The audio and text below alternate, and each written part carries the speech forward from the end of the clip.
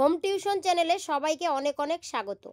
আজ আমি class 10-এর first summative পরীক্ষার বাংলা সাজেশন নিয়ে এসেছি। আশা করি তোমাদের আজকের ভিডিওটা অনেক হেল্পফুল হবে। চলো তাহলে শুরু করা যাক। জ্ঞানচক্ষু, তোমাদের এই গল্পটা থেকে 5 নাম্বার মানের বড় প্রশ্ন একটা অবশ্যই থাকবে। তো প্রশ্নটা তোমাদের কোন জায়গা থেকে হতে পারে চলো বলে দিই। গল্প ছাপা হওয়ার পর তপনের অবস্থা, এই জায়গা থেকে নানাভাবে প্রশ্নটা আসতে পারে। তপন আর পড়তে পারে না, বোবার মতো বসে থাকে। তপনের এমন অবস্থা বর্ণনা করো। এই একই প্রশ্নের উত্তরটা আবার যদি প্রশ্নটা একটু ঘুরিয়ে দেওয়া হয় তাও কিন্তু লেখা যাবে। যেমন, তপনের মনে হয় আজ তার জীবনের সবচেয়ে বড় দুঃখের দিন। কেন তা দুঃখের? অথবা তপন যেন কোথায় হারিয়ে যায় এই সব কথার মধ্যে। কোন সব কথার মধ্যে? তার এমন অবস্থার কারণ কি? এই প্রশ্নটাকে আবার একটু অন্যভাবে দিতে পারে। জীবনের সবচেয়ে সুখের দিনটি তপনের কাছে কিভাবে দুঃখের দিন হয়ে উঠেছিল? এই প্রশ্নগুলোর উত্তর কিন্তু প্রায় একই হবে। এই প্রশ্নটা অবশ্যই বেশি করে প্র্যাকটিস করবে, এটা খুবই গুরুত্বপূর্ণ। জীবনের সবচেয়ে সুখের দিনটি তপনের কাছে কিভাবে দুঃখের দিন হয়ে উঠেছিল? এই প্রশ্নটা মোস্ট ইম্পর্টেন্ট প্রশ্ন। এটা কিন্তু খুব গুরুত্বপূর্ণ, বারবার বলছি, এটা অবশ্যই ভালো করে পড়ে নেবে।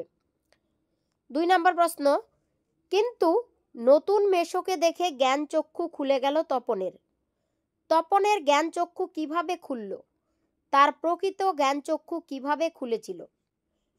এই প্রশ্নের উত্তরটা যদি পড়া থাকে তাহলে প্রশ্নটা যদি একটু ঘুরিয়েও দেয়, যেমন জ্ঞানচক্ষু গল্পের নামকরণের সার্থকতা আলোচনা করো, অথবা জ্ঞানচক্ষু গল্পের নামকরণের সার্থকতা লেখো, কিন্তু অনেকটা একই রকম হবে।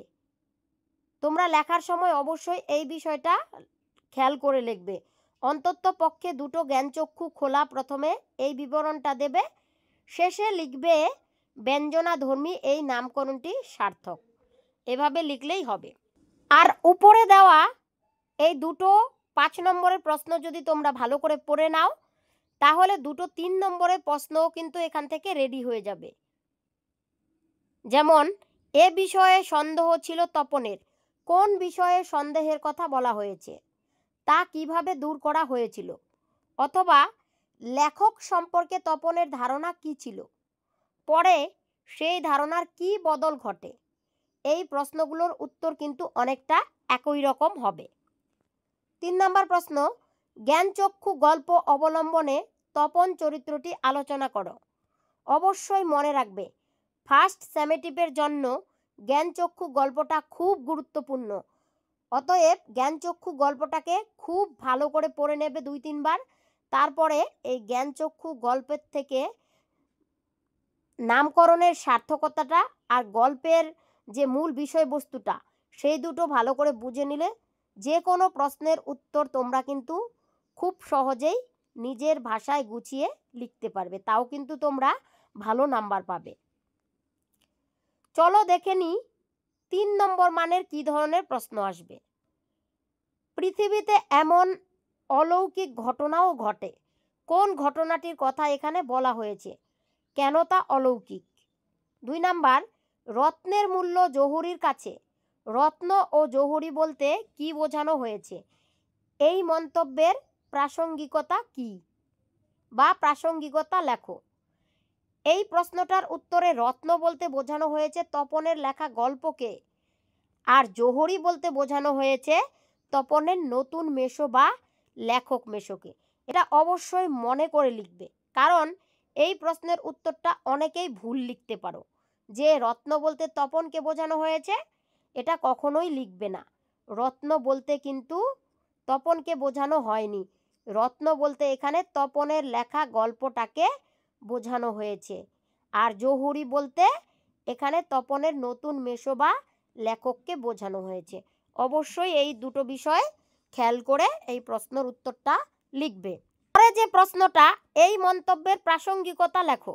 এই উত্তরটা লেখার সময় অবশ্যই এই জিনিসটা খেয়াল রাখবে যে কখন তপনের মাথায় এই প্রবাদ বাক্যটির উদয় হয়েছিল। সেটা নিয়েই মূলত আলোচনা করতে হবে। 3 নম্বর প্রশ্ন, দুঃখের মুহূর্তে তপন গভীরভাবে কি সংকল্প করেছিল? এই সংকল্পের কারণ কি? 4 নম্বর প্রশ্ন, তপনেরই বা লেখক হতে বাধা কি? তপনের লেখক হতে বাধা নেই কেন? এজন্য সে কি করেছিল? 5 নম্বর প্রশ্ন, এর মধ্যে তপন কোথা? এর মধ্যে বলতে কিসের মধ্যের কথা বলা হয়েছে? সেখানে তপন নেই কেন?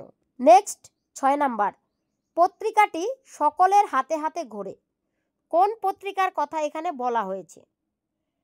কেন তা সকলের হাতে হাতে ঘুরছিল? এইভাবে প্রশ্নগুলো হতে পারে। আবারও বলছি, মনে রাখবে এই যে 6টা প্রশ্ন দেওয়া থাকলো তার মধ্য থেকে কিন্তু রত্নের মূল্য জহরির কাছে এই যে 2 নাম্বার প্রশ্নটা, এটা কিন্তু খুব গুরুত্বপূর্ণ। এটা বেশি করে তোমরা দেখে নেবে। আয় আরও বেঁধে বেঁধে থাকি, এই কবিতাটি থেকে একটা মাত্র 5 নম্বরের বড় প্রশ্ন থাকবে। প্রশ্নগুলো এভাবে থাকতে পারে। 1 নাম্বার, কবিতার বিষয়বস্তু সংক্ষেপে আলোচনা করো, অথবা আয় আরও বেঁধে বেঁধে থাকি কাদের উদ্দেশ্যে, কোন পরিস্থিতিতে, কেন এই আহ্বান? এই একটা প্রশ্ন অবশ্যই তোমরা এখান থেকে খুব ভালো করে পড়বে। এই প্রশ্নটা কিন্তু আসার চান্স অনেক বেশি। 3 নম্বর মানের প্রশ্নের মধ্যে কিছু লাইনের প্রসঙ্গ ও তাৎপর্য দেওয়া হতে পারে। যেমন, আমাদের ইতিহাস নেই, এই লাইনটির প্রসঙ্গ লেখো, অথবা এই লাইনটির তাৎপর্য লেখো, এভাবে আসতে পারে। আমাদের শিশুদের সব ছড়ানো রয়েছে কাছে দূরে, এই লাইনটির প্রসঙ্গ লিখো, অথবা এই লাইনটির তাৎপর্য লেখো, এভাবে কিন্তু প্রশ্নগুলো থাকবে। আমাদের পথ নেই কোনো, কোন পথের কথা বলা হয়েছে? এই লাইনটির তাৎপর্য লিখো। পরের লাইন, আমরাও তবে এই মুহূর্তে মরে যাব নাকি? এই মুহূর্তে বলতে কোন সময়কে বোঝানো হয়েছে? কেন এই সংশয়? নেক্সট, তবু তো কজন আছি বাকি, উদ্ধৃত অংশটির মধ্য দিয়ে কি বোঝানো হয়েছে? এইভাবে প্রশ্নগুলো তোমাদের থাকতে পারে। পরে, অসুখী একজন, এই কবিতাটি থেকেও 5 নম্বর মানের একটি মাত্র প্রশ্ন থাকবে। এই কবিতাটিতে যুদ্ধের যে ভয়াবহতা ও পরিণতি, এই অংশটা থেকে একটা বড় প্রশ্ন অবশ্যই থাকতে পারে। প্রশ্নটা এভাবে থাকতে পারে, তারপর যুদ্ধ এলো, এই উক্তিটি কোন কবিতা থেকে নেওয়া হয়েছে? কবির নাম কি? তারপর বলতে কখন? যুদ্ধের পরিণতি কি হয়েছিল? অথবা যুদ্ধের পরিণতি ভয়াবহতা কবিতা অবলম্বনে লেখো। আবার এই প্রশ্নটাকে ঘুরিয়ে এভাবেও দিতে পারে, যেখানে ছিল শহর সেখানে ছড়িয়ে রইল কাঠ কয়লা, শহরের এমন অবস্থা কিভাবে হলো? কবিতা অবলম্বনে আলোচনা করো। এই প্রশ্নগুলো অবশ্যই ভালো করে দেখে নেবে। 3 নম্বর মানের প্রশ্ন, এই কবিতাটি থেকে 3-4টে লাইন তুলে 3 নম্বর মানের প্রশ্ন হতে পারে। সেই মেয়েটির মৃত্যু হলো না, অথবা সেই মেয়েটি আমার অপেক্ষায়। এই একই প্রশ্নটা আবার এভাবেও দিতে পারে, কোন মেয়েটি, তার কেন মৃত্যু হয়নি, অথবা সে কেন আমার অপেক্ষায়। এটা খুব গুরুত্বপূর্ণ প্রশ্ন। আরও একবার বলে দিচ্ছি, লাইনটা খুব খেয়াল করে দেখো, সেই মেয়েটির মৃত্যু হলো না, বা সেই মেয়েটি আমার অপেক্ষায়, এই লাইনটি তুলে দিয়ে প্রশ্নটা কিন্তু হতে পারে। এই একটা প্রশ্ন আবার এইভাবে একটু ঘুরিয়েও দিতে পারে, কোন মেয়েটি, এই লাইনটি তুলে দিয়ে এভাবে লিখতে পারে, কোন মেয়েটি, তার কেন মৃত্যু হয়নি, অথবা সে কেন আমার অপেক্ষায়। এই প্রশ্নটা অবশ্যই খুব ভালো করে দেখে নেবে, খুব খুব গুরুত্বপূর্ণ। 2 নম্বর প্রশ্ন, তারা আর স্বপ্ন দেখতে পারলো না, তারা কারা? তারা কেন স্বপ্ন দেখতে পারেনি? ওখানে কারা বানানটা একটু লিখতে মিস্টেক হয়ে গেছে, কার হয়ে গেছে, ওটা কিন্তু কারা হবে। এখান থেকে 1 নম্বর আর 2 নম্বর এই প্রশ্ন দুটো কিন্তু খুব গুরুত্বপূর্ণ। অবশ্যই বেশি বেশি করে এই প্রশ্ন দুটো তোমরা দেখে নেবে, উত্তরগুলো খুব ভালো করে কিন্তু দেখে নেবে। নেমে এলো তার মাথার উপর, কার মাথার উপর, কি নেমে এলো? 4 নাম্বার, শিশু আর বাড়িরা খুন হলো, উদ্ধৃত অংশটির তাৎপর্য লেখো। অথবা এই প্রশ্নটা আবার এইভাবেও আসতে পারে, কেন খুন হয়েছিল? শিশু আর বাড়িরা খুন বলতে কি বোঝানো হয়েছে? পরের প্রশ্ন 5 নাম্বার, সব চূর্ণ হয়ে গেল, জ্বলে গেল আগুনে, সব বলতে কি কি বোঝানো হয়েছে? কি কি জ্বলে গিয়েছিল এবং কি কি চূর্ণ হয়েছিল কবিতা অবলম্বনে লেখো। এই প্রশ্নটাও খুব গুরুত্বপূর্ণ। আমি তাকে ছেড়ে দিলাম, কে কাকে ছেড়ে দিয়েছিল এবং তিনি কোথায় গেলেন? এই যে এখানে আমি 6টা প্রশ্ন আলোচনা করেছি, এই 6টার থেকে 3টা প্রশ্ন খুব গুরুত্বপূর্ণ। 1 নাম্বার, 2 নাম্বার আর হচ্ছে 5 নাম্বার। এই প্রশ্ন 3টা বেশি করে পড়ে নেবে। পরের কবিতা আফ্রিকা। এই কবিতাটি থেকে 5-এর বড় প্রশ্ন আসার চান্স খুব কম। তবে তোমাদের নিজেদের স্কুলের শিক্ষকেরা যদি বলে থাকেন যে আসতে পারে, তাহলে অবশ্যই যেই প্রশ্নগুলো স্কুলে বেশি করে পড়িয়েছে বা লিখিয়েছে বা আলোচনা করেছে, সেই প্রশ্নগুলোই তোমরা ভালো করে পড়ে নেবে আফ্রিকা কবিতা থেকে। এখানে আমি বলে রাখছি, বিশেষ করে 3 নম্বর মানের জন্য খুব গুরুত্বপূর্ণ কবিতাটির শেষ অনুচ্ছেদ। তাও ওই মানহারা মানবীর দ্বারে, মানহারা মানবীকে, তার দ্বারে কাকে কেন দাঁড়াতে বলা হয়েছে? আবার এই প্রশ্নটাকে ঘুরিয়েও দিতে পারে, সেই হোক তোমার সভ্যতার শেষ পূর্ণবাণী। সভ্যতার শেষ পূর্ণবাণীটি কি, কেন তা অনিবার্য? আবার এই প্রশ্নটাকে এভাবে ঘুরিয়েও দিতে পারে, এসো যুগান্তরের কবি। যুগান্তরের কবিকে কেন ডাকা হয়েছে? বলো ক্ষমা করো, কাকে কার কাছে কেন ক্ষমা চাইতে বলা হয়েছে? গুপ্ত গহ্বর থেকে বেরিয়ে এলো পশুরা। পশুরা বলতে কাকে বোঝানো হয়েছে? গুপ্ত গহ্বর থেকে বেরিয়ে এসে তারা কি করেছিল? এই প্রশ্নটা কিন্তু খুব গুরুত্বপূর্ণ। অবশ্যই এই প্রশ্নটা ভালো করে তোমরা পড়ে নেবে, প্রশ্নের উত্তরটা খুব ভালো করে পড়ে নেবে। আরও একবার বলছি প্রশ্নটা, গুপ্ত গহ্বর থেকে বেরিয়ে এলো পশুরা। পশুরা বলতে কাকে বোঝানো হয়েছে? গুপ্ত গহ্বর থেকে বেরিয়ে এসে তারা কি করেছিল? পরে 2 নাম্বার প্রশ্ন, সমুদ্র পাড়ে সেই মুহূর্তে তাদের পাড়ায় পাড়ায়, এই লাইনটা থেকেও প্রশ্ন আসতে পারে। এই প্রশ্নটা শেষের আগের অনুচ্ছেদ থেকে নেওয়া। 3 নাম্বার, আফ্রিকার জন্ম বৃত্তান্ত। এই লাইনটা তুলে প্রশ্ন হলে অবশ্যই প্রথম অংশটুকু পড়ে বুঝে লিখতে হবে। একদম প্রথম অনুচ্ছেদ থেকে এই অংশটুকু নেওয়া। 4 নাম্বার, হায় ছায়াবৃতা। কাকে কেন ছায়াবৃতা বলা হয়েছে? অথবা এলো মানুষ ধরার দল। মানুষ ধরার দল কারা? তারা আসবার পর কি হয়েছিল? অথবা এলো ওরা লোহার হাতকড়ি নিয়ে, ওরা কারা? ওরা আসার পরে কি হয়েছিল? এই প্রশ্ন দুটোর উত্তর একই হবে, অবশ্যই এগুলো ভালো করে দেখে নেবে। হারিয়ে যাওয়া কালিকলম। এখান থেকে 5 নম্বর মানের প্রশ্ন আর ছোট প্রশ্ন থাকবে। এখান থেকে কোনো রকম 3 নম্বর মানের প্রশ্ন থাকার চান্স নেই। নিচে দেওয়া প্রশ্নগুলো সহ যার যার স্কুলে যেই প্রশ্ন উত্তরগুলো করিয়েছে সেগুলো অবশ্যই পড়ে নেবে। 1 নাম্বার, প্রাবন্ধিকের কালি তৈরির পদ্ধতি। 2 নাম্বার, প্রাবন্ধিক কিভাবে কলম ও লেখার পাত তৈরি করতেন। 3 নাম্বার, ফাউন্টেন পেনের জন্ম ইতিহাস। তিনি ছুটিলেন কালির সন্ধানে, কে কেন ছুটেছিলেন? অথবা ফাউন্টেন পেন বাংলায় কি নামে পরিচিত, নামটি কার দেওয়া? অথবা এই কলমের জন্ম ইতিহাস লেখো, ইত্যাদি নানাভাবে এখান থেকে প্রশ্নটা আসতে পারে। উপরে আমি 3টা প্রশ্ন আলোচনা করেছি, এখান থেকে 1 নাম্বার প্রশ্নটা আর 3 নাম্বার প্রশ্নটা বেশি গুরুত্বপূর্ণ, অবশ্যই তোমরা ভালো করে পড়ে নেবে। এবার মুঘল দরবারে একদিন তাদের কত না খাতির, কত না সম্মান। এই প্রবন্ধে লিপি কুশলীদের বা ক্যালিগ্রাফিক্সদের সম্পর্কে যা বলা হয়েছে সংক্ষেপে লেখো। 5 নাম্বার প্রশ্ন, লেখালেখিকে একটি ছোট্ট অনুষ্ঠান কেন বলা হয়েছে? 6 নাম্বার, কলমকে বলা হয় তলোয়ারের চেয়েও বেশি শক্তিধর। এই উক্তিটির কারণ কি? 7 নাম্বার, আশ্চর্য সবই আজ অবলুপ্তির পথে।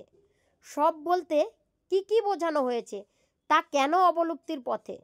এই যে 7টা প্রশ্ন আমি আলোচনা করেছি, এই 7টা প্রশ্ন থেকে অবশ্যই 1 নাম্বার আর 3 নাম্বারটা বেশি গুরুত্বপূর্ণ। আমি আবারও বলছি, তাই 1 নাম্বার আর 3 নাম্বারটা অবশ্যই বেশি করে পড়ে নেবে। মনে রাখবে, কোনি থেকে কোনো শর্ট প্রশ্ন থাকবে না। কোনি থেকে শুধুমাত্র 5 নম্বর মানের প্রশ্নই বেশিরভাগ সময় থাকে। এখান থেকে নিচে দেওয়া লাইনের প্রশ্নগুলো একটু ভালো করে দেখে নেবে, তাহলেই হবে। 1 নাম্বার, বডি মাসাজ ম্যাসেজ হচ্ছে নাকি সঙ্গীত চর্চা? এই লাইনটার উপর যে প্রশ্নগুলো হয় সেগুলো পড়ে নেবে।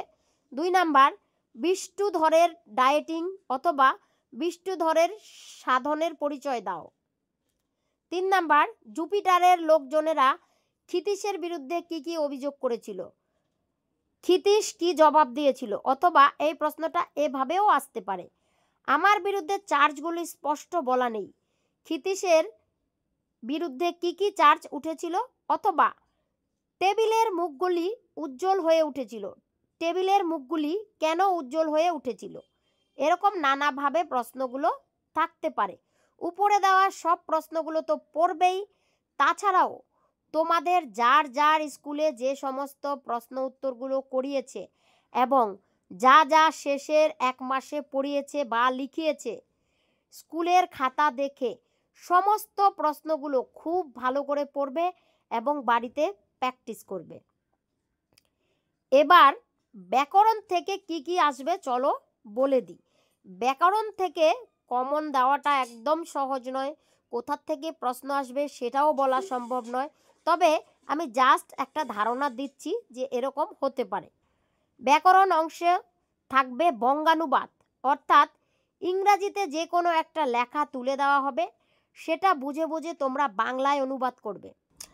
হয়তো 3-4টা লাইন ইংলিশে তুলে দেবে, তার বাংলা মানেটা যদি ভালোভাবে লিখতে পারো তো লিখবে, আর যদি খুব ভালোভাবে না লিখতে পারো বঙ্গানুবাদটা, তাহলে সেই ইংলিশ লাইনগুলো পড়ে মোটামুটি যা বুঝতে পারো সেটাই লিখে দেবে। এখানে এমন কোনো ব্যাপার নেই যে একদম ইংলিশ গ্রামার মেনে বাংলা মানেটা হুবহু নিয়ম মেনে লিখতে হবে। এখানে ইংলিশটা পড়ে যেই বাংলাটা তোমরা বুঝবে সেটাই লিখবে, মোটামুটি যেমন বোঝো সেটাই সহজ সরল ভাষায় লিখবে, তবুও এখান থেকে নাম্বার কিন্তু তোমরা পাবে। এক্ষেত্রে আমি বলবো, তোমাদের ব্যাকরণ বইয়ে যে বঙ্গানুবাদগুলো আছে সেগুলো কয়েকটা 2-3 বার পড়বে, তাহলেই মোটামুটি একটা ধারণা চলে আসবে। তারপর যে অংশ থেকেই আসুক না কেন তোমরা নিশ্চয়ই লিখতে পারবে। তাহলে বঙ্গানুবাদ তো থাকছেই, তার সঙ্গে কিন্তু কারক অকারক নির্ণয় করতেও বলা হবে, তাই তোমরা অবশ্যই কারক ও অকারক এগুলো একটু ভালো করে দেখে নেবে। এটা অবশ্যই থাকবে তোমাদের, কারক নির্ণয় করো। তোমরা নিশ্চয় জানো যে এখান থেকে যে কোনো একটা লাইন তুলে দেবে আর একটা বাক্যর নিচে দাগ দিয়ে দেবে, তারপর লিখতে বলা হবে এটা কোন কারক, তাহলে তোমরা নিয়মগুলো জানলেই ঠিকভাবে লিখতে পারবে।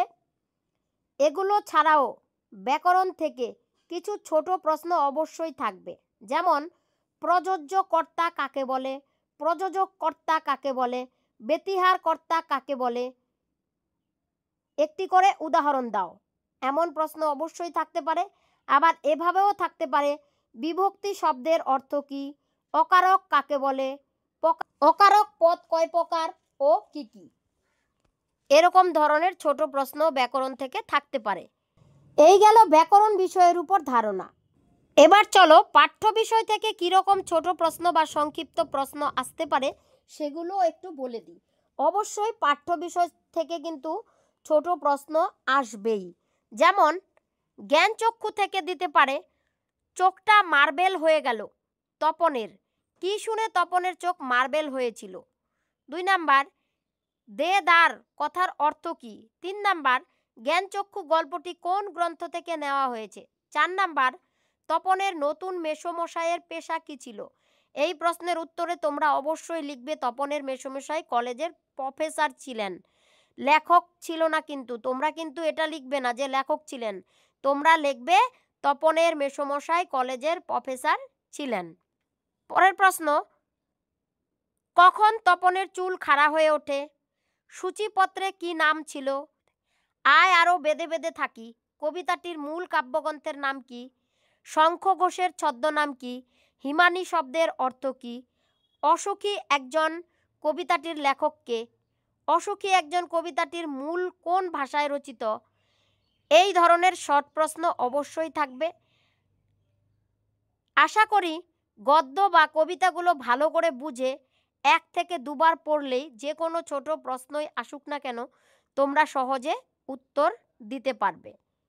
বিশেষ করে বলে রাখছি, তোমরা যদি বাংলার সব প্রশ্ন উত্তরগুলো মুখস্থ নাও করো, তাও কিন্তু তোমরা যে কোনো প্রশ্নই আসুক না কেন নিজের ভাষায় উত্তরটা লিখতে পারবে, যদি তোমরা কবিতাগুলো অথবা গদ্যগুলো 2-3 বার ভালো করে পড়ে সেই কবিতা বা গদ্যগুলোর সারসংক্ষেপ ও নামকরণের সার্থকতাগুলো ভালো করে বুঝে নাও। মানে কবিতা বা গদ্যগুলোর মূল বিষয়বস্তুটা বুঝে নাও। তবে যে কোনো 5 নম্বর মানের প্রশ্ন বা 3 নম্বর মানের প্রশ্ন বা যে কোনো ছোট প্রশ্নই আসুক না কেন কবিতা বা গদ্য অবলম্বনে তোমরা নিজের ভাষায় উত্তরগুলো সহজেই লিখতে পারবে, তাতেও কিন্তু তোমরা নাম্বার পাবে। মোট কথা, পরীক্ষায় আসা কোনো প্রশ্ন উত্তর কিন্তু বাদ দেবে না, প্রত্যেকটা প্রশ্নের উত্তর লেখার তোমরা চেষ্টা করবে। হয়তো প্রশ্নের উত্তরটা তোমরা হুবহুব লিখতে পারছো না, কিন্তু তবুও গদ্যটা বা কবিতাটা যদি পড়া থাকে তার থেকে বুঝে বুঝে তোমরা অবশ্যই উত্তরগুলো নিজের ভাষায় লিখতে পারো, তাতেও তোমরা কিন্তু ভালো নাম্বার অবশ্যই পাবে। তাহলে পরীক্ষা শুরু হওয়ার আগে অবশ্যই তোমরা সব গদ্যগুলো ও কবিতাগুলো ভালো করে পড়ে মূল বিষয়বস্তুগুলো বুঝে নাও, আর অন্তত পক্ষে 2টো করে প্রশ্ন উত্তর অবশ্যই পড়ে নেবে, তাহলে সব প্রশ্নের উত্তরই লিখতে পারবে। যেমন নামকরণের সার্থকতা আর কবিতাটার সারসংক্ষেপ, মানে কবিতাটাতে কি বলতে চেয়েছে আর গদ্যটাতে কি বলতে চেয়েছে, মূল বিষয়বস্তুগুলো যদি বুঝে নাও না, তাহলে যে কোনো প্রশ্নের উত্তর তোমাদের কাছে সহজ মনে হবে। Thanks for watching. দেখা হচ্ছে তাহলে পরের ভিডিওতে। ততক্ষণের জন্য তোমরা সকলেই ভালো থেকো, সুস্থ থেকো। আর ভিডিওটি যদি ভালো লেগে থাকে অবশ্যই চ্যানেলটাকে সাবস্ক্রাইব করে পাশে থেকে নতুন ভিডিও পেতে উৎসাহিত করো।